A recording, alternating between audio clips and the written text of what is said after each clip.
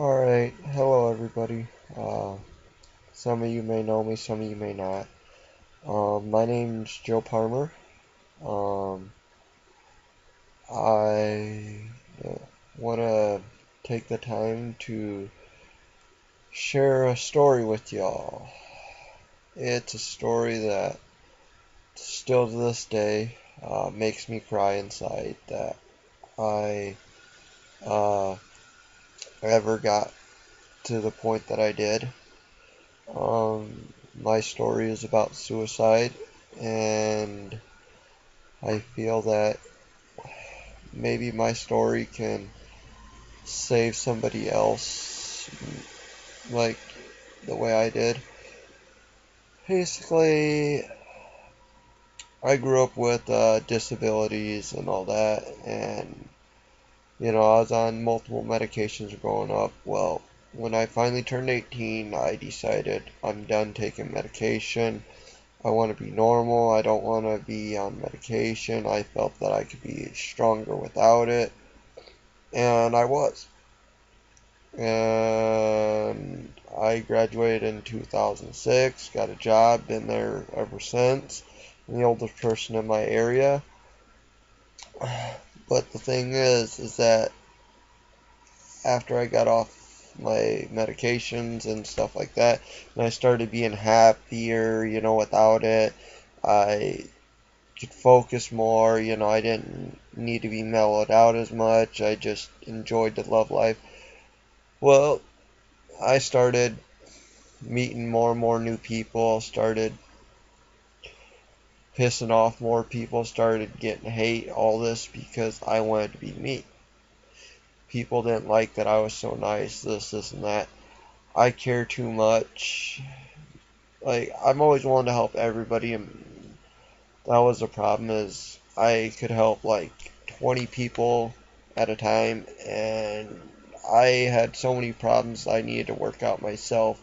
No one to help me. I tucked them away, and I just kept tucking all my problems away, all the pain.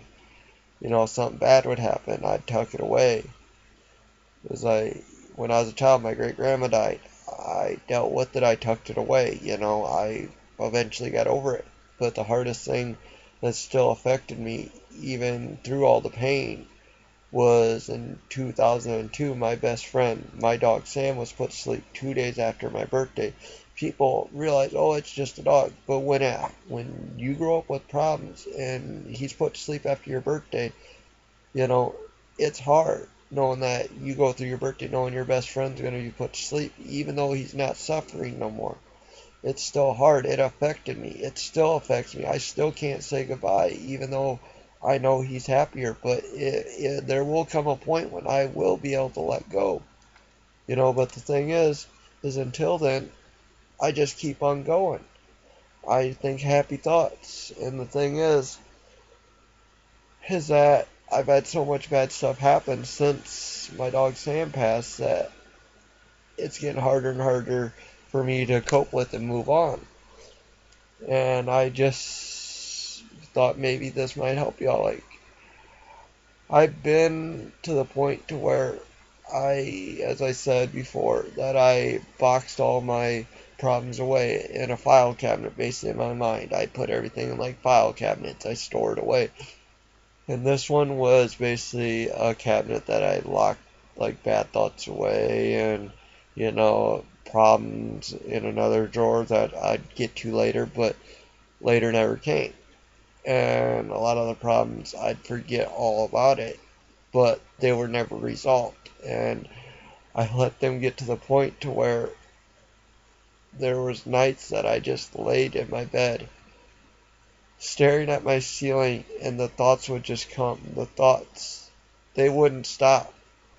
All I could think about was wanting to die. All I could think about was all these problems, all the pain and suffering that people were putting on me, all the hate that people were sending to me. I just felt like I'd be better off dead. I'd be better off, without this world. And the hardest thing is that in 2012, my grandfather got hurt a month after my birthday. and I tried to kill myself the week of my birthday. I was sitting here contemplating my whole death on my birthday, how I wanted to die. And that's the saddest thing in the world to to hear this, that I'm sitting here on my birthday. I've by this time I'm sitting here thinking, and for that week, I don't know what it was, but I ended up planning out 8 different suicides in one week. And I thought it was perfectly fine. I thought, yeah, I was gonna pick the best one. I thought about going out to the woods, just going out in the middle of nowhere where no one would find me, and just leave a video at home saying, "I'm sorry, I'm never coming back." I there's a demon in the back of my mind that I let create all this stuff, and he ain't ever gonna go away. He's never leaving my mind. But the thing is don't be scared of him. Fight him. Keep on moving on. There is a fight, whether you believe it or not. You can overcome him, enough to where you can fight him. But he might never go away. That demon inside you will never go away. No matter what medications you take, no matter what you do, it's never going to go away because you created it. But if you coexist with it, if you fight it, if you move on, you can overcome. And on my birthday, I sat there. And I couldn't stop thinking about it. And I texted a friend on the computer, on Facebook, this girl here in Waterloo. I'm like, I want to die on my birthday. I want to die. I can't take it no more. And she's like, what do you mean? I'm like, from this girl that I fell in love with who died, of an overdose in another state. It's like, then the shit I found out that about her, it's like all this stuff was popping out of this file, and I'm trying to push it back in, and I couldn't. And I was breaking down. And I didn't have nobody to turn to. I help all these people, and I felt like nobody could help me as good as I help everybody else. I felt I was alone. But the thing is you're not alone. It just takes that one person to help you. And I thought maybe I could go to her since nobody else was on. Nobody else was awake at that time of night. And I asked her, please help me. I need help. I was literally showing her signs. Help, help, help. She's like, I care. I truly care about you. You're my friend. Blocks me on Facebook. Blocks me. Doesn't call me. Doesn't bother to come help me. If I would have killed myself that night, she would have been the last person to see me to talk to me before I died. That would have been on her conscience for the rest of her life. But you want to know what? I would have been happy. Because you want to know why? I wouldn't be suffering no more. That's all I could feel is I wouldn't be suffering. But guess what? I might not be suffering. But the pain that I was feeling before I would have taken my life would have been passed on to my family and people who cared. And I just couldn't deal with it then. And finally I had another friend come over because I told him, dude, I can't do this, and he's like, he talked me out of it. Like, he's the only one who saved my ass that night. And for that I'm grateful. But the thing is I was able to get everything locked back up, and I forgot all about it. Like, I went to sleep, I passed it off as maybe it's just a bad dream or something that wasn't real. Then I woke up the next day, and I realized that she had still had me blocked. So I'm like, it wasn't a dream. It wasn't a bad dream. And I kept going on and on and on in the back of my mind, like figuring out how is this even possible? After, I woke up, it's like I kept thinking, all these thoughts, like, they gotta change, but they never did. They never did that. So a month passed. My grandpa ended up injured and in the hospital, and he was supposed to go in for surgery, and I was sitting there, and like, I was having a bad day while I was up there, and then I saw my family come in, and they pushed all the ones who haven't been around for the longest time. They pushed all of us who are around out. That hurt me. That made me feel like they don't care. It's like about the people who are always there. They just want to act like they care, and like you can't just do that in this world. You can't just say, "Oh, I'll call you once a year." You know, that hurts inside, knowing that your family doesn't care enough to, like, "Oh, we don't do things no more. We're gonna push you aside," type shit. It's like just because you're not their immediate family, or you can't just segregate yourself because of who you are. It does hurt people inside that when you, like, oh, when you invite you invite your sister or your brother to a function, but you don't invite the other sibling or something. It does hurt. But the simple fact of the matter is that you can overcome it. I sat there holding my grandpa's hand, and all he asked me was, he's like, "Why me?" I'm like, "You'll be fine, you'll be fine." I'm always the one to put everybody else's emotions on top of mine. That I started realizing this as the year was going on, that I just kept piling my grandfather's pain on top of mine, trying to take his pain and put it in myself, try to make him better, try to give him the positivity he needed to go on, because he kept telling me he wanted to die that year. He told me multiple times in conversations, and I told him he was just crazy, knowing that in the back of my mind I was thinking those thoughts. I wanted to die. And the thing is I was with him the last months he was around. I was out there multiple nights, staying up late with him, talking with him. He was telling me old stories and that. And then there was one night he had a really bad night, and as I had a really bad day, them thoughts started coming back into my mind. Well, after I got him to sleep, out on the front porch in a sense, or deck, patio, sunroom, whatever we want to call it now.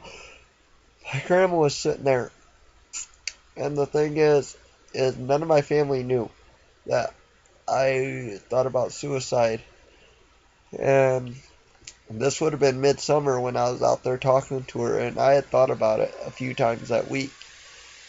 I was just having a rough time. Everything wasn't going good, and I just wanted it all to end. And I always sat there with my grandma, and my grandma, "I need to talk to you." And she's like, "What about?" She asked me, "What about?" And I told her that I had these thoughts, and I can't get rid of them. And my own parents didn't even know. So I asked her, "Don't tell no one." And I sat there, and I sat there, and I was explaining to her, I tried to kill myself the week of my birthday, and she's like, "What?" And she's like, "I don't know what to do." And all she kept telling me was, I don't know what to tell you, but what I can tell you is look into your heart and find the Lord again." I hadn't gone to church since I was a child. She used to take me to church every Sunday. I used to wake up Sunday morning, call her, "We going to church, Grandma, we going to church." I used to love going to church. Pastor Selping, he's still around every time I see him. I think of when I used to go to church and he'd be preaching. He had a way with words. He just inspired people. And she told me that I just need to try to find the Lord again. I'm like, "Grandma, I can't. He's not there no more. I tried. I've asked. What should I do? I got no answers. Whether he's helping somebody else or not, I don't know, Grandma. I just can't keep fighting this pain. I don't know if anything will help." And I sat there and talked to her, and I felt a little better. Knowing that I could tell somebody, knowing that my pain wasn't for nothing, that I was just going to die and nobody knew my story, that the thoughts in my mind where I make these videotapes saying my goodbyes to my parents and my sister and brother-in-law to the tape to do with everything I own, because I basically collect a lot of stuff, everybody knows. And collecting this stuff, I think in a way, it got really bad in 2012. I started collecting a lot of stuff. I started getting more and more different collections going. And that's what I think kind of helped me through a lot of it, was to keep my mind. I started collecting things, not as a hoarder. Like, I didn't just collect every single thing I found, but finding odd things, collect them, research them. And I told Grandma I started doing that, and she was okay with that. She's like, but the thing is that I just kept going on, for months. I just tried to push the thoughts aside, kept trying to push them aside, but it's hard. Like, you're at a level, like, you're right here, and then you're trying to push the thoughts all the way above you, so you can't, as high as the clouds, so you forget about it. So they're not weighing on your shoulder. But it's not that easy. I'm sorry if I sound really bad right now, but I'm getting emotional inside because this really does affect me. And the thing is I started collecting stuff, helping out, and then I didn't think nothing of it. Well, I started having blackouts and because of this, and it just so happened that I blacked out and committed a crime, and because of it, I walked out of a store with something in my pocket because I blacked out, and I got charged with. I took the charge. Okay, big deal. It's like it'll follow me for the rest of my life. But if I had maybe got help sooner, if I had maybe talked to somebody sooner, it would have maybe prevented that. But there's nothing I could do at that point. Okay, I moved on. Month later came, and my grandfather got really ill. This would have been about November, and he went downhill. It was about first week in November, 2 weeks after my uncle got out of prison. We all knew after my uncle got out, it was only a matter of time, because my grandfather was going downhill, and he was going downhill pretty quick. And this was affecting me really badly because I was really close with my grandfather. I have him tattooed on my arm because he meant the world to me. And the thing is I never met my dad's dad, and I met my mom's dad twice when I was a child, but he's not my grandfather. My grandfather is the one who raised me, the guy who married my grandmother and basically became my grandfather. He's the only grandfather I know, and he taught me more than everything, and to see him go, it was hard. And the thing is the week he died, I called into work, and I told my boss, Corey, I'm not coming into work. My mom had to take the phone for me because I was breaking down. My grandfather was so bad. I never left the house except to go to my house to get a change of clothes. I stayed out there by him. I joked around with my cousins to try to not think about it. But the hardest thing was when I fell asleep in a chair beside him holding his hand. And he was unconscious. He was in his coma.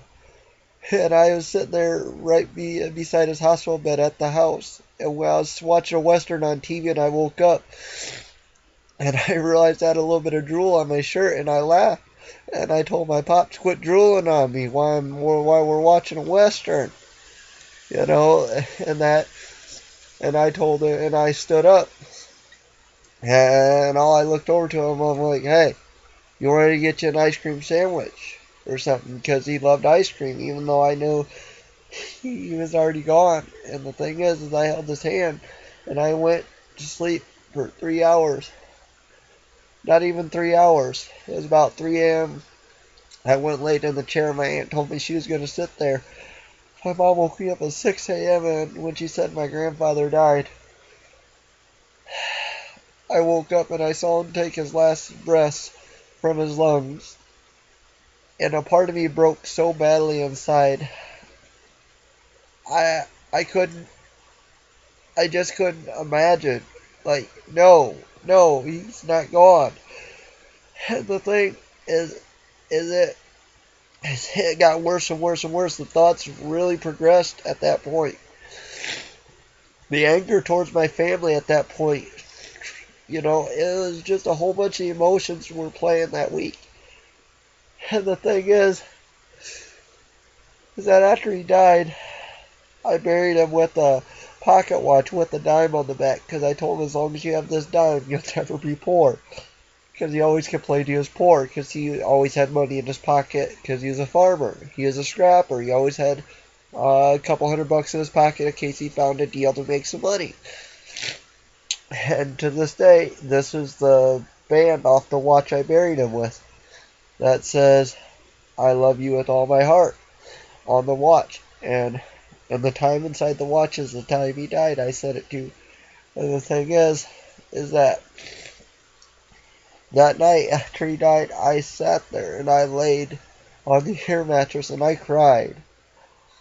I cried inside. I tried to be tough on the outside. I cried so hard in the inside. And the thoughts came out that I couldn't live without my grandfather's wisdom. I couldn't live without, him running over my foot, or him being an asshole, saying it's his way or the highway. He knows better, I thought I couldn't live without that, and the thing is I can't. But I remember. And I'll always remember, and I use what he taught me. And I use the memories. And I look back whenever I'm somewhere that we were, and I think of the good memories to try to overpower the bad thoughts I have now. But it was tough. I sat there for the week. And I sat there and I cried.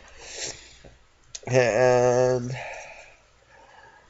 it was about a week and a half after his funeral. The thought, I don't know what it was. I had something to drink. It was a little bit of Captain Morgan. And I don't drink that much because it does progress these thoughts. And I try not to drink that much. Unless I'm with a big group of friends. Then I'll drink a little more because I'm with friends, and I'll let them know, don't let me get stupid, because I have these thoughts in my mind that you guys will never understand. I just can't let them get out of control. And they understand that. Well, no one was with me when I was drinking because I had this bottle sitting in my room. So I started drinking, and these thoughts got worse and worse and worse. And the thing is at this point, I've taken it to the whole new extreme. I realized that I was sitting there, and I started to black out. And I was trying to fight myself, and I blacked out for 10-15 minutes. And when I came to, I was holding the video camera saying my goodbyes. And at that point, when I realized, and I stopped the camera, and I played it, and I just broke down on my floor, and I cried. I cried harder than I've ever cried. And I'm like, how'd I get here? Why? That next day, I went upstairs from my base, and I told my mom, "You need to sit down." And I told her, I can't do this. She's like, "What?" I'm like, "I can't keep going on." She's like, "You'll be fine. You'll see your grandfather again." I'm like, "Mom, it's not just that." I broke down in front of my mom, and my dad walked in. I broke down. I cried in front of her and told her exactly all these thoughts. The look on her face was like no look I had ever seen. No look that any mother should have on her face. I've seen friends commit suicide. I've seen the look on their parents' faces. And it just so happened that it was the same look my mom had to me when she looked at me, and she's like, "Are you okay?" And I'm like, "I'm never going to be okay." I told her these thoughts in my head. There's some things I try to block out in my mind, like stuff I didn't even say in the video here about somebody pulled a gun on me once. I took the barrel, told him, do it. Kill me. If you're gonna hurt somebody over something stupid as a girl or whatever, hey, more power to you. Yeah, go to prison for the rest of your life. But you kill me or I kill me, I end up happy. My soul is lifted, but guess what? All the bullying, all the hate, everything that had come towards me is going to go to somebody else, and they're going to pick a new victim, etc., etc. This demon's going to find somebody new, and the thing is that you can overcome it. And by sitting there talking with my mother, she sat there and she talked to me for a good hour as I cried. And I told her that I need help.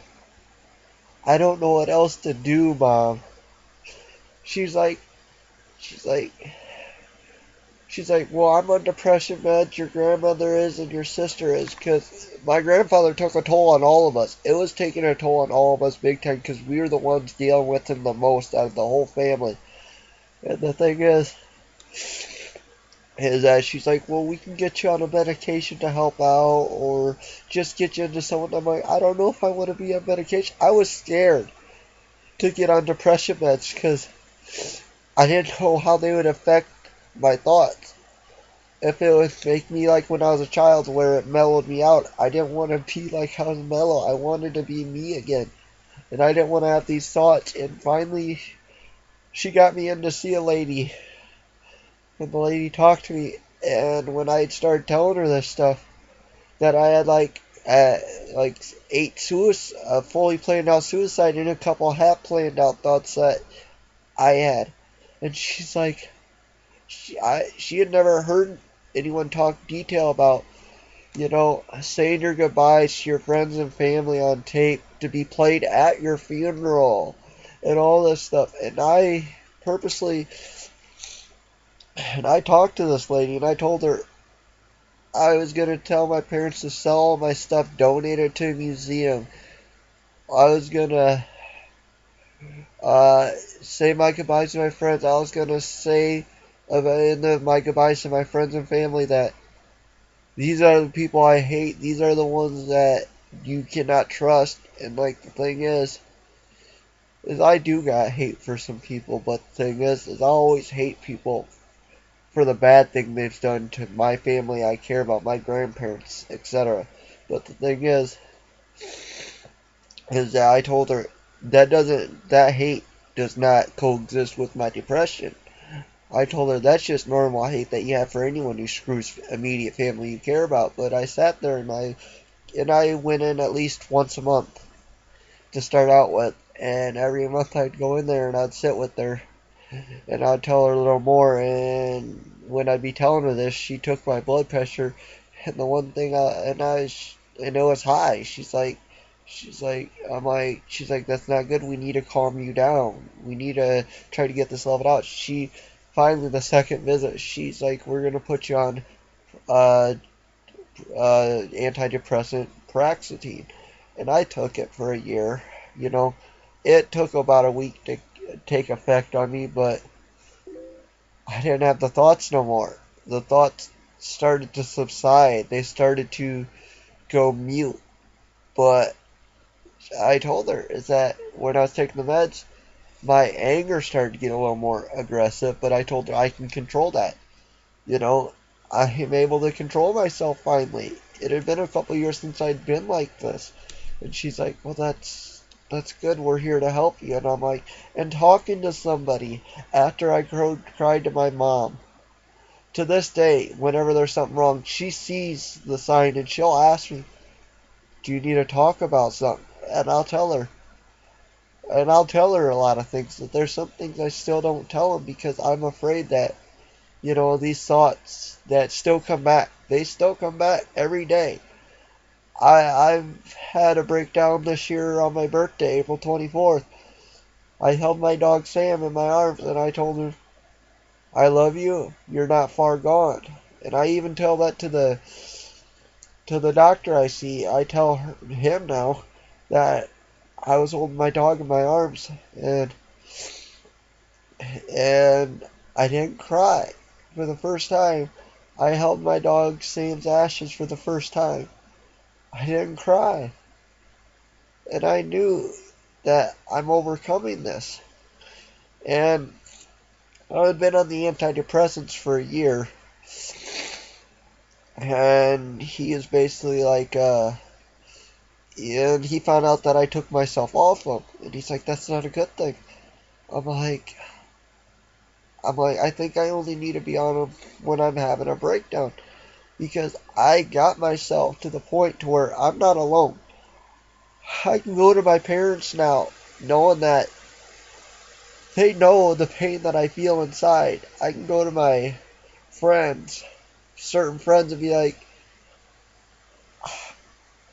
if I'm having a bad day, and I say I'm segregating myself, there's certain friends that they'll see the sign. I'll text them like, dude, I need you. Like, I've sent certain friend code hints that if I say something like this, you need to get a hold of me like right now. Like, and the thing is that I should still be on the antidepressants. I still have the thoughts. They do progress again. But the thing is I have the willpower. I tattooed my grandpa on my arm.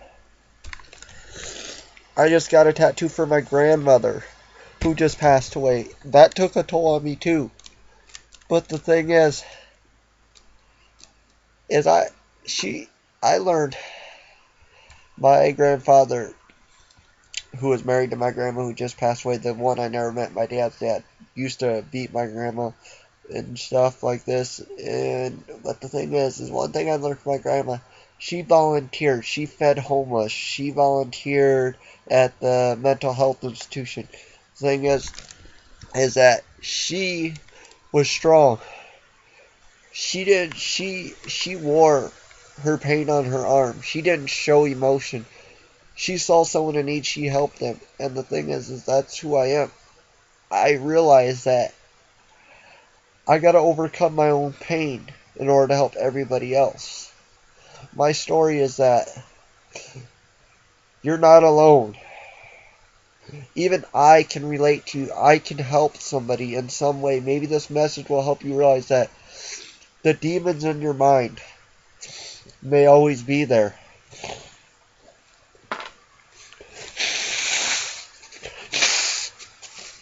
They may always be there. But the thing is you can fight them. You can overcome the demon inside of you. Don't ever let it get to the point to where you're sitting there contemplating writing a note out, saying your goodbyes. You're sitting there wanting to make a videotape to your loved ones. Sitting there saying your goodbyes. I'm grateful for what few friends saved my life. I'm grateful for my massive video game hoarding collection that I've got. I research this stuff. I like to collect this stuff. It helps ease my pain by keeping my mind off it. Find a hobby. Find friends to do stuff with. Play with RC cars. Ride a bicycle. Enjoy nature. Go fishing. Do something to overcome. Go to the cemetery. Visit family. Go talk to your mother, your father, your grandma or grandpa. Talk to somebody about family that you never got to meet. This past Memorial weekend, I asked my dad, let's go see family. My dad took me and showed me my great-grandparents' grave, my grandma Palmer and my grandpa Palmer, that I never got to meet. They died in the 70s. And I never got to know them. And the thing is, my great-grandparents, and the thing is, my dad showed me where they're buried. I never got to meet them, but I have that connection now. Knowing where they are, knowing that, it's another thing that I can do to honor somebody else who's gone. The thing is if I'm gone, I would want people to honor me the same way and come visit. Even if you don't know me, I would want you to come honor me in a sense. Because it's the right thing to do. My grandma used to go visit all these people when she was alive. And like I figure what better way to do something positive with my life is to do something my grandma would do. I try to help other people. I try to install this wisdom to try to maybe save somebody else. Maybe save somebody from the same road. I lost another friend recently, Bryce. He committed suicide. I lost another friend a few years ago, Jade. He committed suicide. Jade always was helping people. Another friend, Craig, committed suicide. I know some people can be helped. Some people, they got to the point where I did, and there is no help. They didn't tell no one. They hid it so well that they didn't even bother to want to try to get help. Like, their demons were so strong, there's nothing they could do. But the thing is don't let it get that far.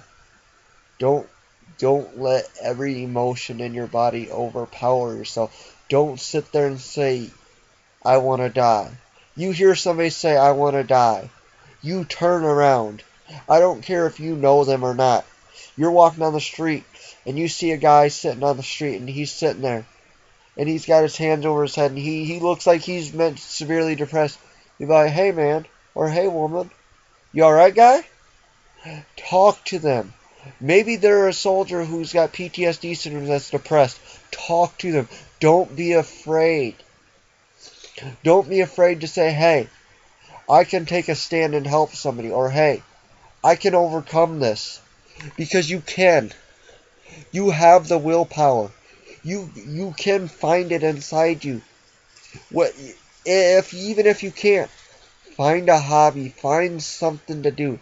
Help somebody else. And eventually it will come out to where you will find the strength to overcome it. You might not be able to see it because it's blurry behind the clouds, but eventually it'll show you the light. It'll show you a way to overcome and overpower yourself. Maybe not today, maybe not tomorrow. It takes time, but you're not alone. I feel your pain. I feel the pain of anyone who's ever tried to commit suicide. I've been there. I get help for it. I might never be the same person I once was because I've let this go the way I have. I'm never going to be the same. Their thoughts are always going to be there. I no longer take my medication. You know, I've got a bottle here for emergencies if I get to the point where I have. There's been a couple times, but guess what? I've talked myself out of it. I've talked myself out of 2 major suicides. You know, after talking to my family and that, I thought about it this year for a little bit, but guess what? I talked myself out of it. I purposely added a new friend on Facebook from a gamer page I was on. I talked to him about video games. I got my mind off it. You want to know what? 2 hours later, I was sitting here.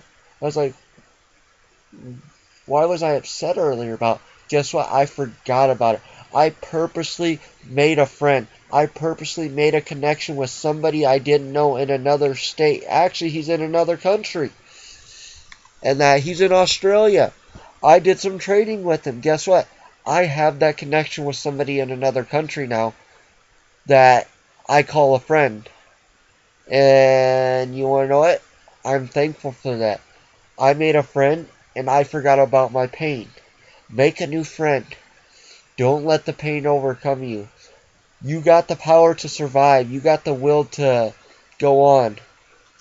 I just hope in some way this video helps people understand that you're not alone. You lose a family member that's close to you, it's tough. You lose 2 friends in a year, it's tough. You know, I lost my Uncle Don. I lost my grandfather in the same year. 2 great, amazing people who worked their asses off every day. It was tough losing my Uncle Don because he was basically, in a sense, like a grandfather figure to me. Because my grandfather came back twice when I was a child. And, you know, his brother was more in my life than he was. But guess what? Doesn't mean I'm going to disown him. You came back twice. You're still family. to me. It's like the woman you married is always going to be my other grandmother because she's come back. It's like we treat her as if she's family, even though my grandfather left my grandmother for her. That's fine. It happens. But the thing is my grandmother found the courage to move on, find somebody who ended up becoming my grandfather, and taught me everything I know. It's like these hands can be creative. I can scrap a car. I can tear apart an engine. I can pick corn, plant a garden because my grandfather and grandmother on the farm, and my grandmother's still alive and still plants a garden, taught me to be productive with my hands. And you know what? That's another thing I do. I try to work with my hands, tear stuff apart, fix stuff the best I can because it helps cope with the depression. It helps with the suicide. I find an excuse not to think about it. I find an excuse to overcome it. So you can. All I can say is talk to somebody. You're not alone. Find a close family member, a brother, a sister, a mom, a dad. Find somebody you can. Go see a priest that might have been a friend of the family for years. Find somebody you can vent to at least. Come to me for all you. Send me a message on Facebook. I don't mind. You're feeling depressed. I can throw you words of wisdom. I've done it. I've done it before. I've done it time and time again. I've tried to help people. I'm not going to stop helping people. Oh, I help you once. No, I'm not just going to help you once. You have a problem. You think you need advice or something like that. You're feeling down. Say something to me. I'll see if maybe it's a problem I've helped somebody out with. I can't use maybe some advice that I gave them and add something into it to help you. There is a will. There is a way. You have the power. You can overcome. So the best advice I can give you is don't put yourself in the darkness. Put the light inside the darkness. You have the light inside you. Bring it outside of the darkness and put the darkness inside the light. Hide the darkness inside the light where it belongs. Brighten the world up. Do something. Help somebody else. Save somebody else's life. Just know you're not alone. Know that suicide is not the option. Death is not the option. Live life to the fullest. You control when you die. Everybody controls when they die. But the thing is, you don't ever know when you're going to die. So live life every day as if it's your last.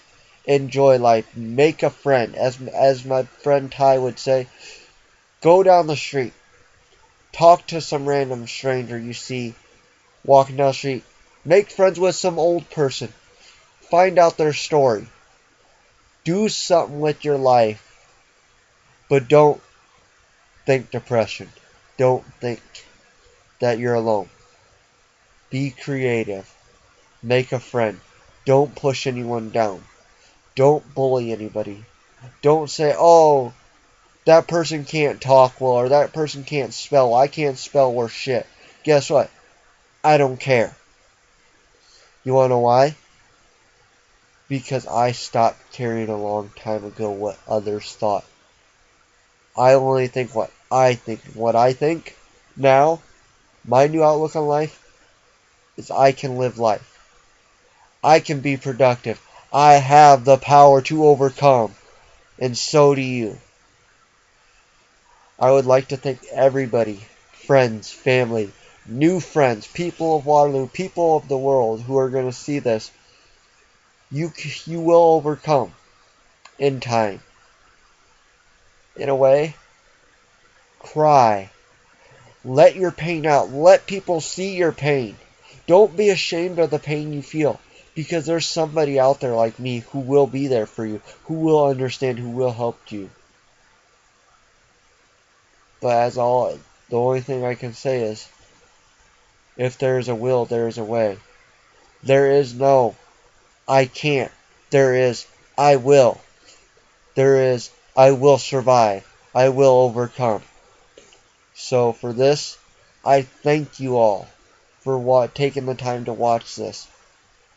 And I will share more parts of my story as my life goes on and tell people when I have a bad day how I overcame it so that you can overcome it again. I will keep sharing my story now. I will keep sharing it every single day of my life. I will keep sharing my story. I will keep telling another person my story if I have to. Because without it, without me sharing my story, it might not help somebody. But maybe it will. Maybe it won't. But maybe there's some words I say in there that will make somebody overcome. I don't want nobody to be alone. I don't want to see no one suffer. And for that, thank you for watching, and you all have a great, great, great day.